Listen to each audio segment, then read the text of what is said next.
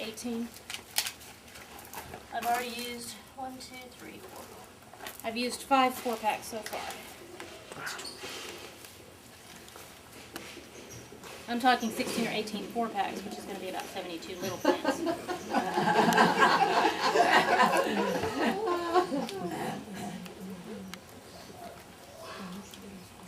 But you'll be amazed, these are so tiny and they just look like nothing right now. When they start to grow in, you're just going to have just a mass of color coming out of the side of this basket. How many packages of sphagnum moss did you put in your basket? This one is about 2 packages like that.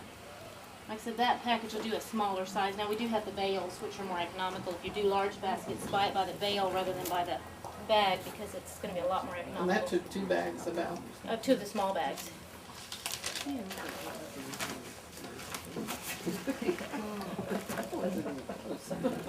A half bale, just for those of you who want to know, a half bale is about like that, and that will do 3 baskets this size. A full bale will do about 6 baskets this size. And it also depends on how thick you put it in and what type of plants you're using. Okay, I'm going to continue to add impatiens all the way around. Now, as I'm going, I am adding a little bit of soil, but one thing you will find is that after you're through, you're going to have to go back and add a little bit more soil, just simply because the plants will settle a little bit, and you will have holes in there. See, that's the way I would have done. She just did that. Will you water everything in when you finish? Right, when you're through, you give it a good soaking, and you do want to water it with one of the root stimulators. If you haven't put it in your actual moss, you can water it in with the Super Thrive or the seaweed just to give it a little boost. But I usually wait a day or 2 after it's planted and then go back and check it and fill in any areas, because you will, like I said, things will settle and things will move, and you'll get little areas where you don't have soil. Okay. We're getting there.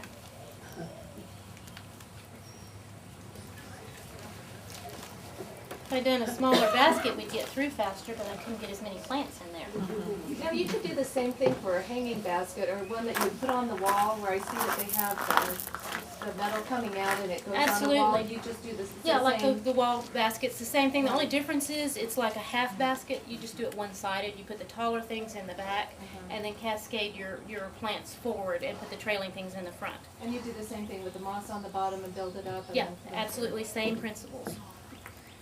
Now, one thing that I find on those wall baskets, if you're using a large one, it's a good idea to hang it before you plant it, rather than planting it, because they're not flat. Oh, And if you hang it, you can work with it while it's up. And it's also, because of the weight of it, it's very difficult to hang them when you've got plants in there without messing things up. Same thing with a large hanging basket like this. Rather than planting it on the ground and then having to lift it, I hang it first and then plant it. And even if you're hanging it up in a tree or something, if you have to get on a ladder to do it, that's easier than having to lift 200 pounds and get it situated. If you can do that, that works. A basket this size would be manageable. I can move it after it's planted. A little more soil here, and then we're going to start the final layer.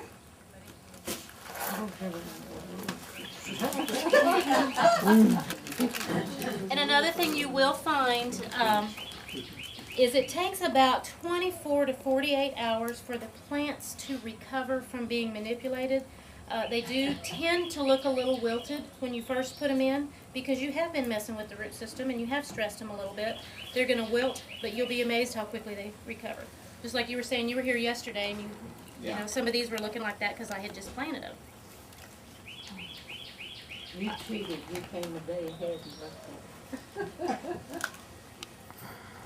Okay, I'm going to put in one more patient over here. Do y'all see any holes that need any color?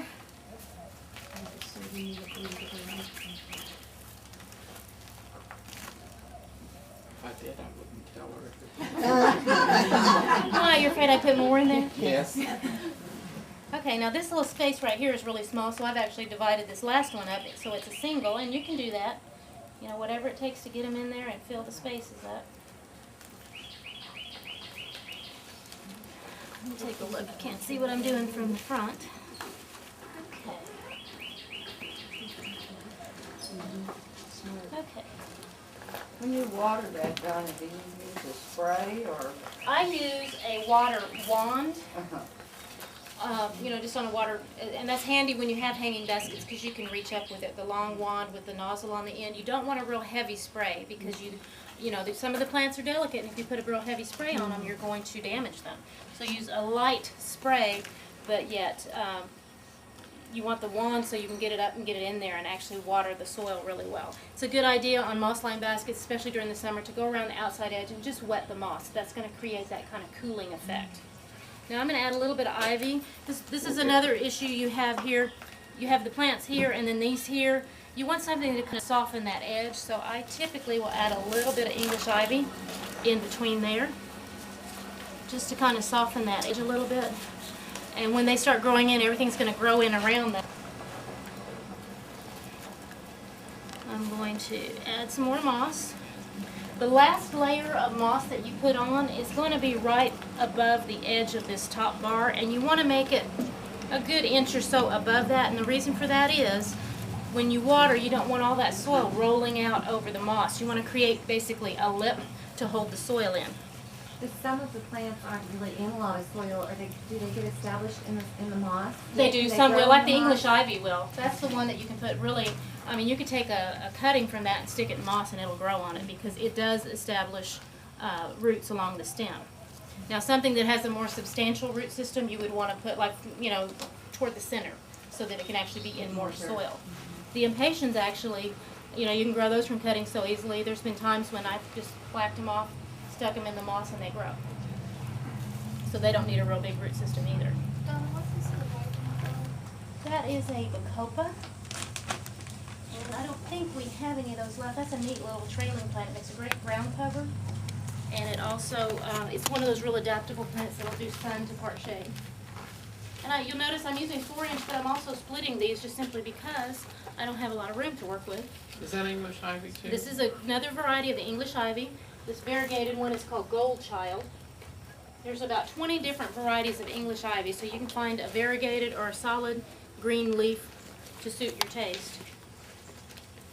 And Those see, are that's going to 4-inch? kind of grow over there as well. 4-inch split. Yeah, 4-inch split. And I really base whether I split it or not on just how much room I have to work with. Do the same thing here.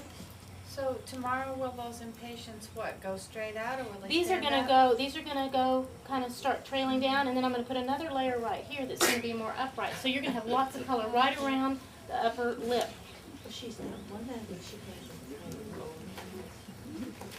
See, in this next one I'm gonna take and put in this area here.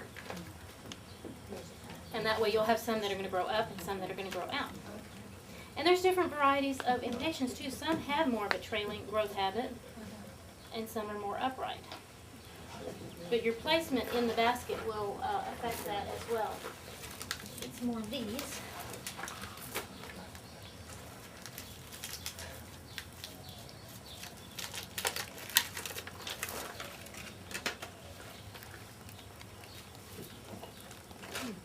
Okay, what I'm gonna do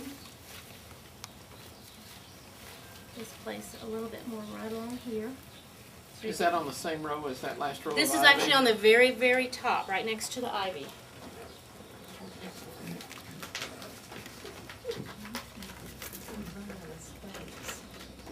The closer you get to the top, the less room you have to work with, so you do have to manipulate them a little bit more.